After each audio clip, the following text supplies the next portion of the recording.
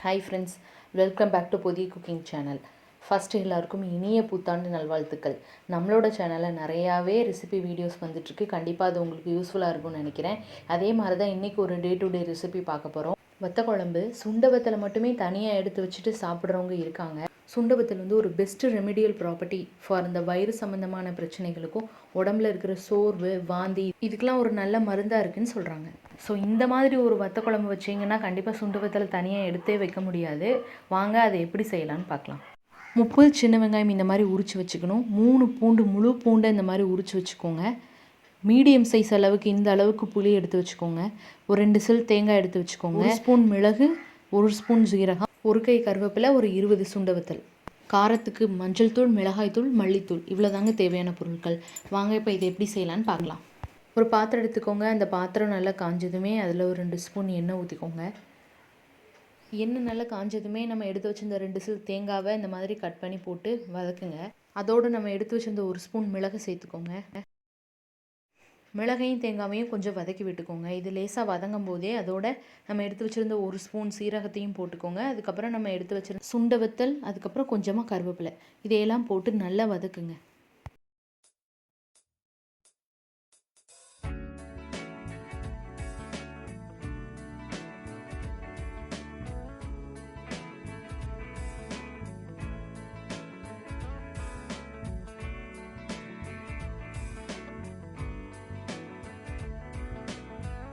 தேங்காவோட colour நல்லா இந்த அளவுக்கு மாறுற வரை வதக்கி எடுத்துக்கலாம். அதுக்கப்புறம் இதை கொஞ்சம் நேரம் ஆற விட்டுட்டு இது ஒரு மிக்சி ஜாரில் போட்டு நல்லா மையாக அரைச்சி எடுத்துருவோம். திரும்ப அதே பேன் எடுத்துக்கோங்க. அது கொஞ்சம் காஞ்சதுமே நிறைய எண்ணெய் ஊற்றிக்கோங்க. வத்த குழம்புனாலே எண்ணெய் நிறையா வேணும். எண்ணெய் காஞ்சதுமே அதில் கடுகு உளுந்த பருப்பு போட்டுக்கோங்க. கடுகு உளுந்த பருப்பு தெரிச்சதுமே அதில் நம்ம பூண்டு சேர்த்துக்கலாம். பூண்டோட இந்த சின்ன வெங்காயத்தையும் சேர்த்துடலாம். அதுக்கப்புறம் இந்த பூண்டையும் சின்ன வெங்காயத்தையும் நல்லா எண்ணெயில் வதக்குங்க. அந்த சின்ன வெங்காயத்தோட கலர் வந்து கொஞ்சம் சேஞ்ச் ஆகும். அது வரை வதக்கிக்கிட்டால் போதும். இதே மாதிரி சேஞ்ச் ஆகும். இந்த ஸ்டேஜில் நம்ம எடுத்து வச்சுருந்த புளியை கரைச்சி ஊற்றிடலாம்.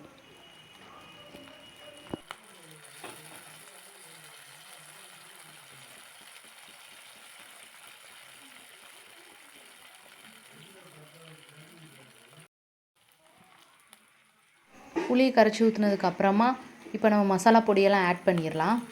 அதுக்கு இப்போ 1/2 ஸ்பூன் மஞ்சள் பொடி போட்டுக்கோங்க. காரத்துக்கு தகுந்த மாதிரி ஒரு 1/2 ஸ்பூன் மிளகாய் தூள் போட்டுக்கோங்க. 3 ஸ்பூன் மல்லித்தூள் ஆட் பண்ணிக்கோங்க.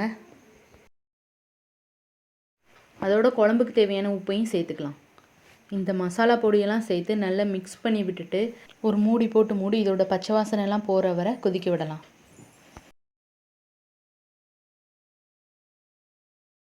இது நல்லா கொதிச்சதுமே தேங்காய், மிளகு, சீரகம், சுண்டைக்காய், கருவேப்பிலை இதெல்லாம் அரைச்சி வச்சுருந்தோம்ல மையா, அந்த பேஸ்ட்டை இதில் ஊற்றி நல்லா மிக்ஸ் பண்ணி விட்டுருங்க.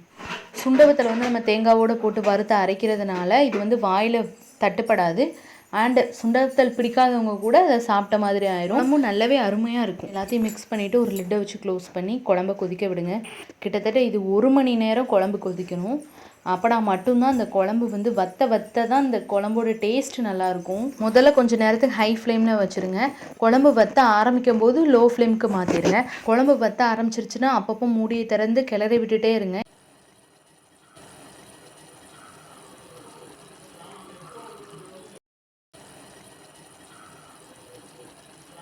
இந்த குழம்பு ரெடி ஆகிற ஸ்டேஜ் என்னென்னா நம்ம ஊற்றின எண்ணெய்லாம் மேலே தனியாக பிரிஞ்சு வரும். ஸோ அப்போ தான் கரெக்டாக இந்த குழம்பு ரெடி ஆகிட்டுன்னு அர்த்தம். ஒரு பர்ஃபெக்டான வத்த குழம்பு ரெடி ஆயிடுச்சு.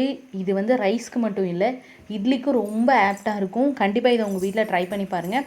நான் சொன்ன அதே ப்ரொசீஜரில் ட்ரை பண்ணி பாருங்கள். இந்த புளிக்குழம்புக்கு ரொம்ப மெயினான விஷயம் வந்து அது நல்லா வற்றணும். எந்த அளவுக்கு வற்றுதோ அந்த அளவுக்கு நல்லாயிருக்கும்.